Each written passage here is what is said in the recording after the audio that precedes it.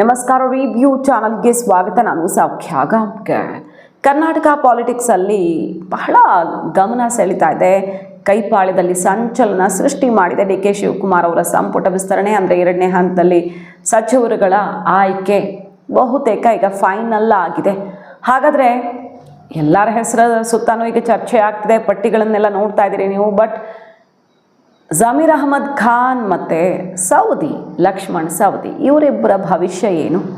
ಇಬ್ಬರು ಪ್ರಮುಖ ನಾಯಕರು, ಇವರ ಭವಿಷ್ಯ ಏನಾಗತ್ತೆ? ಹಾಗಾದರೆ ಒಬ್ಬರು ಸಿದ್ದರಾಮಯ್ಯನವರ ಸಂಪುಟದಲ್ಲಿ ಮಂತ್ರಿಯಾಗಿದ್ದವರು, ಕಾಂಟ್ರವರ್ಸಿಗೆ ಸಿಕ್ಕಾಕ್ಕೊಂಡವರು. ಇನ್ನೊಬ್ಬರು BJP ಬಿಟ್ಟು ಕಾಂಗ್ರೆಸ್ ಸೇರಿರುವಂತಹ ಒಬ್ಬರು ಪ್ರಭಾವಿ ಲೀಡರ್. ಇವರಿಬ್ಬರ ಭವಿಷ್ಯ ಏನಾಗತ್ತೆ? ಈಗ ಪಟ್ಟಿ ಬಹುತೇಕ ಅಂತಿಮ ಆಗಿದ್ದು ಇವತ್ತು ರಾತ್ರಿ 8 ಗಂಟೆಗೆ ಮೀಟಿಂಗ್ ಇದೆ, ಅಲ್ಲಿ ಮುದ್ರೆ ಬೀಳುತ್ತೆ.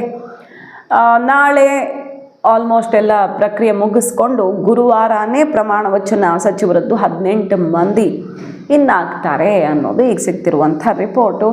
ಡೀಟೇಲ್ಸ್ನ ನೋಡ್ತಾ ಹೋಗೋಣ. ಮಿಸ್ ಮಾಡಿದ್ರೆ ನಮ್ಮ ಚಾನಲ್ನ ಸಬ್ಸ್ಕ್ರೈಬ್ ಮಾಡಿ ನಿಮ್ಮ ಅಭಿಪ್ರಾಯ ಕಮೆಂಟ್ ಮಾಡಿ ತಿಳಿಸಿ. ವೀಕ್ಷಕರೇ, ಬೆಳಗಾವಿದೇನಾಯಿತು ಹಾಗಾದರೆ? ಮತ್ತು ಜಮೀರ್ ಅಹಮದ್ ಖಾನ್ ಅವರ ಭವಿಷ್ಯ ಏನಾಯಿತು ಅನ್ನೋದು ಈಗ ತೀವ್ರ ಕುತೂಹಲ. ಜಮೀರ್ ಅವರು ಕ್ಷಮೆ ಯಾಚಿಸಿದ್ದಾರೆ ಇವತ್ತು. ವೆರಿ ಇಂಟ್ರೆಸ್ಟಿಂಗ್ಲಿ ಕ್ಷಮೆ ಕೇಳಿದ್ದಾರೆ. ನನ್ನನ್ನು ಕ್ಷಮಿಸಿ ಬಿಡಿ ಅಂತ ಈಗ ಕೇಳಿಕೊಂಡಿರೋದು ಜಮೀರ್ ಅಹಮದ್ ಖಾನ್ ಅವರು ಭಾರಿ ಅಚ್ಚರಿಗೆ ಕಾರಣ ಆಗಿದೆ. ನಾನು ತಪ್ಪು ಮಾಡಿಲ್ಲ, ನನ್ನ ಮೇಲೆ ಅಪಪ್ರಚಾರ ಮಾಡಲಾಗಿದೆ, ಆದರೂ ನನ್ನಿಂದ ತಪ್ಪಾಗಿದ್ದರೆ ಕ್ಷಮೆ ಅಂತ ಕ್ಷಮೆ ಕೇಳಿದ್ದಾರೆ. ಹೈಕಮಾಂಡ್ ನಾಯಕರ ಉದ್ದೇಶಿಸಿ ಕ್ಷಮೆ ಯಾಚಿಸಿದ ಜಮೀರ್ ಅಹಮದ್ ಖಾನ್ ಇವತ್ತು ಪಟ್ಟಿಗೆ ಮುದ್ರೆ ಬೀಳೋ ಹೊತ್ತಲ್ಲಿ. ಇದರ ಅರ್ಥ ಏನು? ಜಮೀರ್ ಅಹಮದ್ ಖಾನ್ ಇವತ್ತಿರಲಿ ನಾಳೆ ಇರಲಿ ಒಬ್ಬರು ಸ್ಟ್ರಾಂಗ್ ಲೀಡರು, ಸಮುದಾಯದ ಮೇಲೆ ಹಿಡ್ತಾ ಇರೋ ನಾಯಕ, ಅವರಿಂದ ಪಕ್ಷಕ್ಕೆ ಲಾಭ ಇದೆ ಎಲೆಕ್ಷನ್ನಲ್ಲಿ ದೊಡ್ಡ ಮಟ್ಟದಲ್ಲಿ ಅನ್ನೋದು ಗೊತ್ತಿರೋದೆ. ಹೈಕಮಾಂಡ್ ಜೊತೆನೇ ಜಮೀರ್ ಅವ್ರು ಚೆನ್ನಾಗಿದ್ದಾರೆ. ಬಟ್ ಡಿ ಕೆ ಶಿವಕುಮಾರ್ ಅವ್ರ ಜೊತೆ ಸಂಬಂಧ ಮುರಿದು ಬಿದ್ದಿದೆ ಈಗ ಸದ್ಯದ ಪರಿಸ್ಥಿತಿಯಲ್ಲಿ. ಆದರೂ ಡಿ ಕೆ ಸುರೇಶ್ ಅವ್ರ ಜೊತೆಗೆಲ್ಲ ಸುಮಾರು ಮೀಟಿಂಗ್ ಎಲ್ಲ ಮಾಡಿದ್ದಾರೆ. ಅವ್ರು ತುಂಬ ಚೆನ್ನಾಗೂ ಇದ್ದಾರೆ. ಡಿ ಕೆ ಸುರೇಶ್ ಅವರು ಜಮೀರ್ ಅವರು ಆಗಾಗ ಭೇಟಿ ಆಗ್ತಿರ್ತಾರೆ ಅನ್ನೋದು ಅವ್ರು ಹೇಳ್ಕೊಳ್ಳೋದು, ಚೆನ್ನಾಗಿದ್ದೀವಿ ನಾವು ಅಂತ. ಆದರೆ ಡಿ ಕೆ ಶಿವಕುಮಾರ್ ಅವರನ್ನು ಎದುರು ಹಾಕ್ಕೊಂಡ್ರು. ಕಡೆ ಸಿದ್ದರಾಮಯ್ಯನವರು ಮುನಿಸಿಗೂ ಕಾರಣ ಆಯಿತು. ಮಲ್ಲಿಕಾರ್ಜುನ್ ಅವರ ವಿರುದ್ಧ ಕೆಲಸ ಮಾಡಿದ್ದು, ಪಕ್ಷದ ವಿರುದ್ಧ ಕೆಲಸ ಮಾಡಿದ್ದು ಅನ್ನೋದಲ್ವಾ ಅವ್ರ ವಿರುದ್ಧ ಇರೋ ಕಂಪ್ಲೇಂಟು. ಅದಕ್ಕೆ ಸಾಕ್ಷಿನೂ ಕೊಟ್ಟರು ಕಾಂಗ್ರೆಸ್ನವರು. ಓಪನ್ ಆಗಿ ಅವರು ಪಕ್ಷ ಸೋಲಿಸೋದಕ್ಕೆ ಕೆಲಸ ಮಾಡಿದ್ದಾರೆ ಅಂತ. ಇಂಥದ್ದೆಲ್ಲ ಸುಮಾರು ನಡೆದಿರತ್ತಲ್ವ. ಸ್ವಪಕ್ಷೀಯರೇ ದೊಡ್ಡ ದೊಡ್ಡ ನಾಯಕರೇ ತಮ್ಮ ಎದುರಾಳಿಗಳನ್ನು ತಮ್ಮದೇ ಪಕ್ಷದಲ್ಲಿ ಸೋಲಿಸೋದೆಲ್ಲ ಅದು ಹೈಕಮಾಂಡ್ಗೆ ಗೊತ್ತೇ ಇರಲ್ಲ ಅಂತಲ್ಲ. ಬಟ್ ಇಲ್ಲಿ ಜಮೀರ್ ಅವ್ರದ್ದು ಸ್ವಲ್ಪ ಬೇರೆ ರೀತಿಯಲ್ಲಿ ಎಕ್ಸ್ಪೋಸ್ ಆಗಿಬಿಡ್ತು. ಪಕ್ಷದ್ರೋಹಿ ಅನ್ನೋ ಹಣೆಪಟ್ಟಿಯನ್ನು ಕಟ್ಟಲಾಗಿದೆ.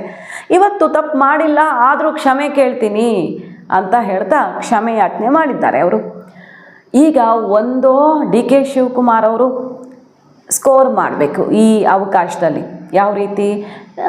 ಜಮೀರ್ ಅಹಮದ್ ಖಾನ್ ಅವ್ರಿಗೆ ಇಂತಹ ಪರಿಸ್ಥಿತಿಯಲ್ಲಿ ತುಂಬ ಡಿಸ್ಟರ್ಬ್ ಆಗಿದ್ದಾರೆ. ಅವರು ತುಂಬ ಡಿಸ್ಟರ್ಬ್ ಆಗಿದ್ದಾರೆ. ಈ ಹೊತ್ತಲ್ಲಿ ಅವರನ್ನು ಒಳಗಡೆ ಕರ್ಕೊಂಡ್ರೆ ಸಿದ್ದರಾಮಯ್ಯನವ್ರು ಬೇರೆ ಕಂಪ್ಲೀಟ್ ಎಕ್ಸಿಟ್ ಆಗಿದ್ದಾರೆ. ನಿನ್ನೆ ಚುನಾವಣಾ ರಾಜಕಾರಣದಿಂದ ನಿವೃತ್ತಿ ಬೇರೆ ಘೋಷಣೆ ಮಾಡಿದ್ದಾರೆ. ಸೊ ಈಗ ಡಿ ಕೆ ಕ್ಯಾಂಪ್ ಆಗಿಬಿಡ್ತಾರೆ. ಜಮೀರ್ ಅವರು ಡಿ ಕೆ ಜೊತೆ ಗಟ್ಟಿಯಾಗಿ ನಿಂತರೆ ಬ್ಯಾಂಗ್ಳೂರು ಪಾಲಿಟಿಕ್ಸಿಂದ ಹಿಡಿದು ಇಡೀ ರಾಜ್ಯದಲ್ಲಿ, ಇನ್ಫ್ಯಾಕ್ಟ್ ದೇಶದ ಮಟ್ಟದಲ್ಲಿ ಈಗ ಡಿ ಕೆ ಶಿವಕುಮಾರ್ ಅವರು ರಾಜಕಾರಣ ಮಾಡೋಕ್ಕೆ ಹೊರಟಿರೋರು. ಫಂಡಿಂಗು ಮತ್ತೊಂದು ಮಗದೊಂದು ಅಂದ್ಕೊಂಡು ಡಿ ಕೆ ಶಿವಕುಮಾರ್ ಅವ್ರನ್ನ ಆಯ್ಕೆ ಮಾಡೋದಕ್ಕೆ ತುಂಬ ರೀಸನ್ಸ್ ಇವೆ ಹೈಕಮಾಂಡು. ಯಾಕಂದರೆ ಅವರು ಗಟ್ಟಿಯಾಗಿ ಪಕ್ಷಕ್ಕೆ ಬಲ ಕೊಡ್ತಾರೆ ಅಂತ. ಜಮೀರ್ ಅವರು ಅದೇ ರೀತಿಯಲ್ಲಿ ಒಳ್ಳೆ ಅಸ್ತ್ರ ದೇಶದ ಮಟ್ಟದಲ್ಲಿ ಗೊತ್ತು, ಡಿ ಕೆ ಶಿವಕುಮಾರ್ ಅವ್ರಿಗೂ ಗೊತ್ತು. ಹಾಗಾಗಿ ಈಗ ಇಂತಹ ಪರಿಸ್ಥಿತಿಯಲ್ಲಿ ಸಂಕಷ್ಟದಲ್ಲಿ ಕೈ ಹಿಡಿದ್ಬಿಟ್ರೆ ಲಾಯಲ್ ಆದಂಥ ಒಬ್ಬ ಲೀಡರ್ ಆಗಿಬಿಡ್ತಾರೆ ಡಿ ಕೆ ಕ್ಯಾಂಪಲ್ಲಿ. ಜಮೀರ್ ಅಹಮದ್ ಖಾನ್ ಅವರು ಆಟ ಆಡುವಷ್ಟು ಆಡಿಸಿ, ಅವರು ಕಷ್ಟಪಡುವಷ್ಟು ಪಟ್ಟು ಇನ್ನೂ ಆಗೋದೇ ಇಲ್ಲ ಅಂತ ಕುತ್ತಿಗೆಗೆ ಬಂದಿರುವಾಗ ಕೈ ಹಿಡಿತಾರ ಡಿ ಕೆ ಅನ್ನೋ ಕುತೂಹಲಕ್ಕೆ ಕಾರಣ ಆಗಿದೆ. ಸೊ ಡಿ ಕೆ ಶಿವಕುಮಾರ್ ಅವರೇ ಈ ಮೆಸೇಜ್ ಕೊಟ್ರ ಜಮೀರ್ ಅವ್ರಿಗೆ, ಒಂದು ಕ್ಷಮೆ ಕೇಳಿಬಿಡಿ, ಹೈಕಮಾಂಡು ಸ್ವಲ್ಪ ಕರಗತ್ತೆ. ಹೈಕಮಾಂಡ್ಗೆ ಜಮೀರ್ ಅವ್ರ ಮೇಲೆ ಪ್ರೀತಿ ಇದೆ, ಬಟ್ ರಾಹುಲ್ ಗಾಂಧಿ ಅವ್ರಿಗೆ ಇದು ಹಿಡಿಸಿಲ್ಲ, ಪಕ್ಷದ್ರೋಹದ ವಿಷಯ ಬಂದಿರೋದ್ರಿಂದ. ಹಾಗಾದರೆ ನಿಮ್ಮ ಪ್ರತಿಷ್ಠೆಗೆ ಪಕ್ಷನೇ ಸೋಲಿಸ್ತೀರಾ, ರಾಜಕೀಯ ಆಗಲ್ವಾ ನಿಮಗೆ ಅಂತ ಹೈಕಮಾಂಡ್ ಸಿಡ್ತಿರೋದು. ಹಾಗಾಗಿ ಒಂದು ಕ್ಷಮೆ ಕೇಳಿಬಿಡಿ, ಉಳಿದಿದ್ದೆಲ್ಲ ನಾನು ನೋಡ್ಕೊಳ್ತೀನಿ ಅಂತ ಭದ್ರ ಮಾಡಿದ್ರ. ಈಗ ತನ್ವೀರ್ ಸೇಠ್ ಅವ್ರ ಹೆಸರಿದೆ, ರಿಜ್ವಾನ್ ಅರ್ಷದ್ ಅವ್ರ ಹೆಸರಿದೆ, ಜಮೀರ್ ಅಹಮದ್ ಖಾನ್ ಅವರು ಸಿಕ್ಕಾಪಟ್ಟೆ ಪ್ರಯತ್ನ ಮಾಡ್ತಿದ್ದಾರೆ. ಸೊ ಕೊನೆ ಕ್ಷಣದಲ್ಲಿ ಜಮೀರ್ ಅವರು ಈ ವರಸೆ ತೋರಿಸಿರೋ ನೋಡಿದ್ರೆ ಇಷ್ಟು ದಿನ ಅದೇನಾಗತ್ತೋ ಆಗಲಿ ಅಂತಿದ್ದವರು ಈಗ ಕ್ಷಮೆ ಕೇಳ್ತಿದ್ದಾರೆ. ಅಕಸ್ಮಾತ್ ಅವ್ರನ್ನ ಈಗಲೂ ತೆಗೆದು ಹಾಕಿಬಿಟ್ರೆ, ಅಂದರೆ ಸಂಪುಟದಲ್ಲಿ ಸೇರಿಸ್ಕೊಳ್ಳಿಲ್ಲ ಅಂದರೆ ಖಂಡಿತ ಅವ್ರು ಎಕ್ಸಿಟ್ ಆಗ್ತಾರೆ, ಕಾಂಗ್ರೆಸ್ಸಲ್ಲಂತೂ ಉಳ್ಕೊಳ್ಳಲ್ಲ. ಅನುಮಾನನೇ ಬೇಡ, ಅವರು ಬೇರೆ ದಾರಿ ಹಿಡಿತಾರೆ ಅನ್ನೋದೇ ಈಗ ಚರ್ಚೆ ಆಗ್ತಿರೋದು. ಹಾಗಾಗಿ ಅವರು ಸ್ವತಂತ್ರವಾಗಿ ಹೋಗಿ ಅಥವಾ ಯಾವುದಾದ್ರು ಬೇರೆ ಪಕ್ಷದ ಜೊತೆ ಸೇರಿಕೊಂಡ್ರು, 1-2-3% ಓಟ್ ಡಿಸ್ಟರ್ಬ್ ಮಾಡಿದ್ರು ಡೈರೆಕ್ಟಾಗಿ ಕಾಂಗ್ರೆಸ್ ಓಟ್ ಕಿತ್ತುಂಗಾಗತ್ತೆ. ಸೊ 2-3% ಓಟ್ ಅಂದರೆ ಅದು ದೊಡ್ಡದು. ತುಂಬ ಕ್ಷೇತ್ರಗಳಲ್ಲಿ ಜಮೀರ್ ಅವರು ಹಿಡಿತಾ ಇದೆ ಅವ್ರ ಸಮುದಾಯದ್ದು. ಈಗ ಬೇರೆ ಕರ್ನಾಟಕದಲ್ಲಿ ಅತಿ ಹೆಚ್ಚಿನ ಸಂಖ್ಯೆಯಲ್ಲಿದ್ದಾರೆ ಅಂತ ಜಾತಿ ಗಣತಿ ನಂಬರ್ಸ್ ಬೇರೆ ಹೇಳ್ತಿರೋದು. ಹಾಗಾಗಿ ಸಣ್ಣ ವಿಷಯ ಆಗಲ್ಲ, ಕಾಂಗ್ರೆಸ್ ವೋಟ್ ಬ್ಯಾಂಕ್ಗೆ ಕೊಡಲಿ ಪೆಟ್ಟಾಗತ್ತೆ. ಆ ತಪ್ಪು ಮಾಡಿಕೊಳ್ಳುವ ಬದಲು ಡಿ ಕೆ ಶಿವಕುಮಾರ್ ಅವರು ಜಮೀರ್ ಅವ್ರನ್ನೂ ಉಳಿಸ್ಕೊಂಡು ತನ್ನ ಕ್ಯಾಂಪಲ್ಲೂ ಸೇರಿಸ್ಕೊಂಡು ಜಾಣತನ ಮೆರೆಯುವ ಎಲ್ಲ ಸಾಧ್ಯತೆ ಇದೆ. ಸೊ ಕನಸು ಕಾಣ್ತಿರುವಂಥ ರಿಜ್ವಾನ್ ಅರ್ಷದ್, ತನ್ವೀರ್ ಸೇಠ್ ಎಲ್ಲರಿಗೂ ಮತ್ತೆ ಶಾಕ್ ಎದುರಾಗತ್ತಾ, ಜಮೀರ್ ಅವರೇ ಇನ್ನಾಗ್ತಾರ ಅನ್ನೋ ಥರನೇ ಇದೇ ಪರಿಸ್ಥಿತಿ. ಅಕಸ್ಮಾತ್ ಈ ಎಲ್ಲ ಪ್ರಯತ್ನಗಳು ಕೈ ಕೊಟ್ಟರೆ, ಜಮೀರ್ ಅವ್ರ ಪ್ರಯತ್ನಗಳು, ಅವರು ಮುಂದಿನ ದಾರಿ ನೋಡ್ಕೊಳ್ತಾರೆ, ನೋ ಡೌಟ್. ಅವ್ರಿಗೆ ಆ ಬಲ ಇದೆ. ಬಟ್ ಕಾಂಗ್ರೆಸ್ಸಲ್ಲಿದ್ದರೆ ನನಗೆ ಶಕ್ತಿ ಹೆಚ್ಚು ಅಂತ ಅವ್ರು ಉಳಿಯೋಕ್ಕೆ ಟ್ರೈ ಮಾಡ್ತಿದ್ದಾರೆ. ನೋಡೋಣ, ಜಮೀರ್ ಅವ್ರಿಗೆ ಸ್ವಲ್ಪ ಲಕ್ ಬದಲಾಗೋ ಥರ ಕಾಣ್ತಿದೆ. ಡಿ ಕೆ ಶಿವಕುಮಾರ್ ಅವ್ರಿಗದು ದೊಡ್ಡ ಪ್ಲಸ್ ಆಗತ್ತೆ. ಒಂದು. ಎರಡನೇದು ಸೌದಿ, ಲಕ್ಷ್ಮಣ್ ಸೌದಿ ಅವರು ಒಬ್ಬರು ಸ್ಟ್ರಾಂಗ್ ಲೀಡರ್, BJPಯಿಂದ ಬಂದು ಕಾಂಗ್ರೆಸ್ಸಲ್ಲಿ ಅಲ್ಲಿ DCM ಆಗಿದ್ದವ್ರು ಇಲ್ಲಿ ಒಂದು ಸಚಿವ ಸ್ಥಾನನೂ ಸಿಗದೆ ಒದ್ದಾಡೋ ಥರ ಆಗಿದೆ.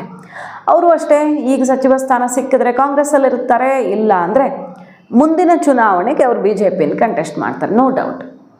ಈಗಲೇ ಹೋಗ್ತಾರೆ, ಈ ತಿಂಗಳೇ ಹೋಗ್ತಾರೆ ಅಲ್ಲ, ಈ ಮತ್ತು ಬೈ ಎಲೆಕ್ಷನು ಅದೆಲ್ಲ ಮಾಡ್ಕೊಳಕ್ಕೆ ಹೋಗಲ್ಲ ಅವರು. ಎಲೆಕ್ಷನ್ ಟೈಮಿಗೆ ಪಕ್ಷಾಂತರ ಮಾಡ್ತಾರೆ, ಆ ರೀತಿ ಇದೆ ಅಲ್ಲಿನ ರಿಪೋರ್ಟ್. ಹಾಗಾಗಿ ಸೌದಿ ಅವ್ರಿಗೂ ಕೊಡೋ ಚಾನ್ಸ್ ಜಾಸ್ತಿ ಇದೆ.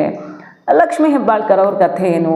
ಈಗ ದೊಡ್ಡ ಜಿಲ್ಲೆ ಅಂತ ಒಂದು, ಲಕ್ಷ್ಮೀ ಹೆಬ್ಬಾಳ್ಕರ್, ಲಕ್ಷ್ಮಣ್ ಸವದಿ ಇಬ್ಬರನ್ನೂ ಕನ್ಸಿಡರ್ ಮಾಡಬಹುದು. ಅಶೋಕ್ ಪಟ್ಟಣ್ ಅವ್ರ ಹೆಸರಿದೆ, ಆದರೂ ಅವ್ರನ್ನ ಕನ್ಸಿಡರ್ ಮಾಡಿದೆ. ಸಿದ್ದರಾಮಯ್ಯನವರ ಬೇರೆ ಆಪ್ತರ ಸೀನಿಯರ್ಸನ್ನು ಕನ್ಸಿಡರ್ ಮಾಡಿ, ಬೇರೆ ಬೇರೆ ಮಹಾದೇವಪ್ಪನವರು, TB ಜಯಚಂದ್ರ, ಈ ಥರ ಸುಮಾರು ಹೆಸರುಗಳಿವೆಯಲ್ಲ, ಅವ್ರ ಪರೆಲ್ಲ ಬ್ಯಾಟ್ ಬೀಸ್ತಿದ್ದಾರೆ. ಅವ್ರಿಗೆಲ್ಲ ಓಕೆ ಮಾಡಿ ಇಲ್ಲಿ ಅಶೋಕ್ ಪಟ್ಟಣ್ ಕೈ ಬಿಟ್ಟು ಲಕ್ಷ್ಮೀ ಹೆಬ್ಬಾಳ್ಕರ್ ಸೌದಿ ಇಬ್ಬರನ್ನೂ ಓಕೆ ಮಾಡ್ಬೋದು, ದೊಡ್ಡ ಜಿಲ್ಲೆ ಅಂತ. 3 ಜನ ಮಂತ್ರಿಗಳಿರಲಿ, ಜಾರಕಿಹೊಳಿ ಅವ್ರನ್ನೂ ಸೇರಿದಂತೆ ಅಂತ.